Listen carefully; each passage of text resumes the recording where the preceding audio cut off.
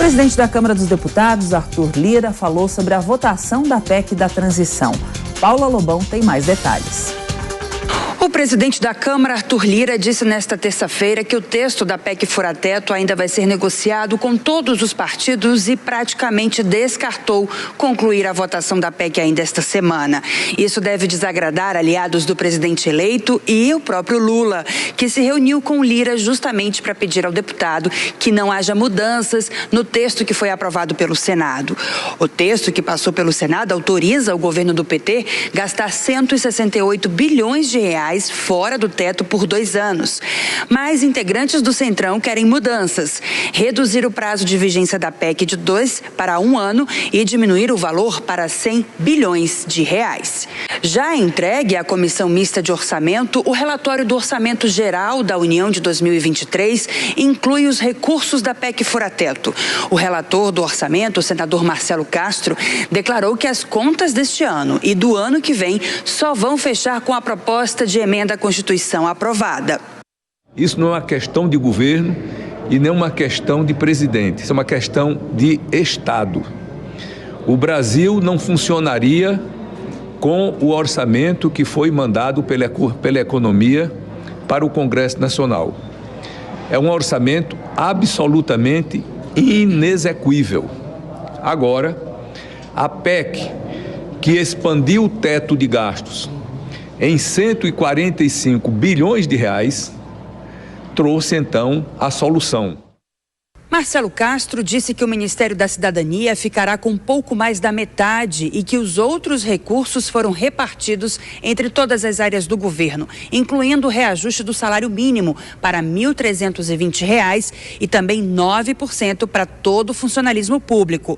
Marcelo Castro prevê que o orçamento de 2023 seja votado pela comissão mista até quinta-feira. E a PEC da transição já tem um relator definido na Câmara dos Deputados. A Marília Sena tem mais detalhes.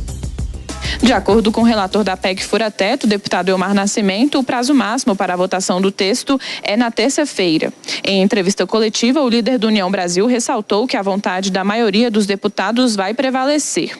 Com a ajuda de cada um dos respectivos líderes partidários, a ouvir, sobretudo ouvir a cada um dos deputados das bancadas, para que a gente apure o que é que nós temos para construir que reflita a maioria do pensamento da Câmara dos Deputados. Sobretudo porque eu não vou fazer um relatório pensando eu e uma cúpula para ser derrotado. Mas nós vamos traduzir no nosso relatório, a partir do texto base que foi aprovado no Senado, aquilo que reflita o pensamento da maioria da Câmara dos Deputados. Elmar Nascimento ainda vai negociar os principais pontos da PEC para a votação do texto, que já está unido a outra proposta de emenda à Constituição para acelerar a tramitação na Casa, podendo seguir direto para análise em plenário. Quem tem experiência aqui com votação de PEC sabe que o texto base que garante a prorrogação, garante tirar do teto os R$200 do complemento do Bolsa Família, isso já vai ser aprovado por toda a Casa.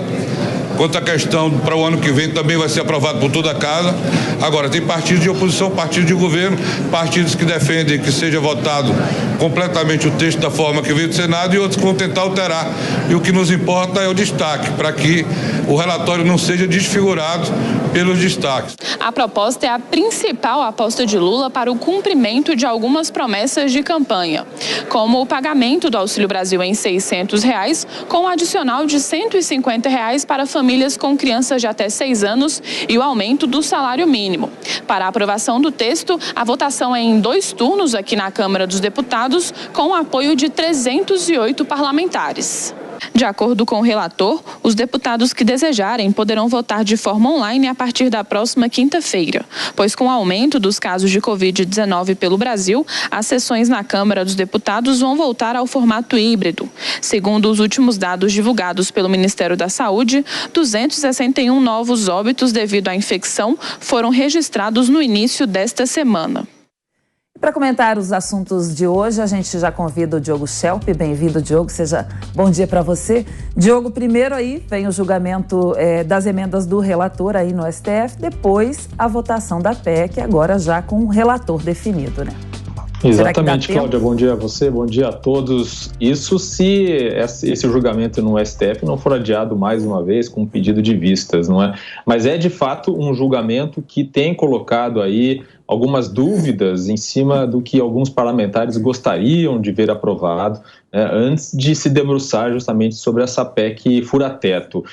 A gente tem outros elementos, né, que também adiam e dificultam essa aprovação na Câmara dos Deputados. Uma delas é a necessidade que o PT ou o governo de transição tem justamente para atrair partidos como a União Brasil, que não é um partido da base, não é um partido aliado, digamos assim, diretamente ao novo governo, mas que sinalizou que pode fazer isso em algumas votações. E, obviamente, o que está em jogo é a distribuição de cargos. Então, a gente já soube, por exemplo, o presidente Lula, né, o presidente eleito, já avisou que pretende indicar nomes políticos para os ministérios. Até agora ele indicou mais nomes técnicos e alguns nomes ligados ao PT, mas aquela distribuição mesmo dos ministérios para partidos que venham a formar a base aliada do governo será feita após a aprovação da PEC. E o Arthur Lira sinalizou ontem também, mostrando o seu poder, a sua força de aprovação dentro da Câmara dos Deputados, ao fazer a aprovação relâmpago daquela mudança na lei das estatais para permitir que Aloysio Mercadante venha a ser o presidente do BNDES. Então, foi uma sinalização do Arthur Lira, olha o poder que eu tenho, e em seguida vem essa negociação difícil que claramente vai envolver a distribuição de cargos. Bom, e para comentar essa questão e também da PEC fura-teto e outras questões políticas, a gente recebe agora o Denis Medina, que é economista e professor da Faculdade do Comércio de São Paulo. Bom dia, Denis. Seja bem-vindo. Bom dia, Cláudia. Bom dia, Diogo. Muito obrigado. Professor, o relator aí da PEC fura-teto na Câmara vê a manutenção do texto do Senado como ideal, mas admite que deve haver resistência aí na Câmara dos Deputados, né? Sim, sem dúvida há uma resistência, né? Nem todos são a favor do tamanho do rombo que está se fazendo nas contas públicas, né? Mudaram até de nome, nós estamos expandindo o teto, então tem algumas mudanças ali estruturais, né? Nomenclaturas para tentar deixar isso mais simpático, mas na verdade a gente, né, como economista, observa que estamos comprometendo as contas públicas e a gente precisa fechar o orçamento de alguma forma. Como vai fechar isso? Ontem a gente viu o Fernando Haddad falando, ministro da Fazenda, indicado pelo Lula, falando que vai rever, porque ele acha que há uma subvalorização ali nas receitas. Pode ser. Então, se for isso, não há no que mexer. E aí, se ele achar que o valor é esse mesmo, vamos precisar cobrir o rombo de alguma forma, aumento de impostos, emissão de dívida. O futuro é meio incerto, né?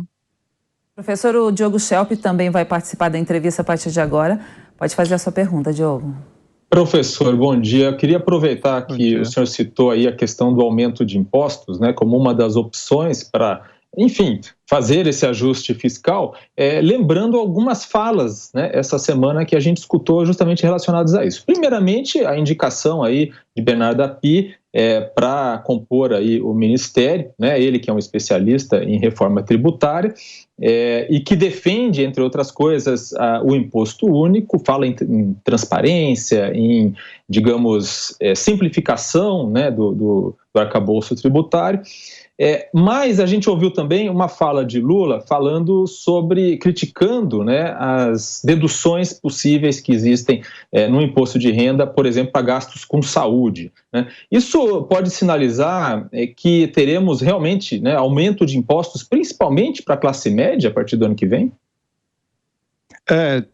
Nessa questão das deduções de despesas médicas sem imposto de renda, atinge diretamente a classe média. E veja, a classe média não é uma classe que tem recursos abundantes, né? Ela precisa ali lidar com o dia a dia, cuidar do seu orçamento, como o governo devia, né, ter essa atenção. Lógico que são formas diferentes de administrar, mas existe um risco não digo, existe a possibilidade clara de que a gente veja assim aumento de impostos. Quando você elimina, por exemplo, uma dedução do imposto de renda, naturalmente você está fazendo a pessoa, não precisa aumentar a alíquota, mas você vai fazer com que a pessoa pague nominalmente mais, porque eu não tenho mais como abater algumas despesas. Então isso automaticamente gera mais arrecadação e mais um aumento, né, de imposto para quem paga. E aí acho que não só a classe média, né, existem outras formas de tributar.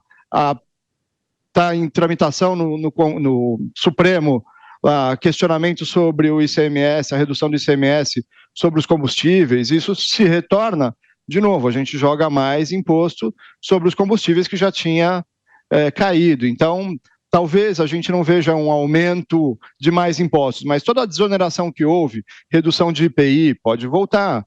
Essa questão do ICMS pode voltar. Então, existem várias alternativas do governo fazer a arrecadação aumentar. E me preocupa quando falam do arcabouço fiscal, porque, assim, o que é o arcabouço fiscal? A gente precisa entender os detalhes, né? A gente põe ali no meio com uma palavra esquisita e vira um balaio de gato, ninguém entende e a gente faz passar alguma coisa que, de repente, não é favorável à população.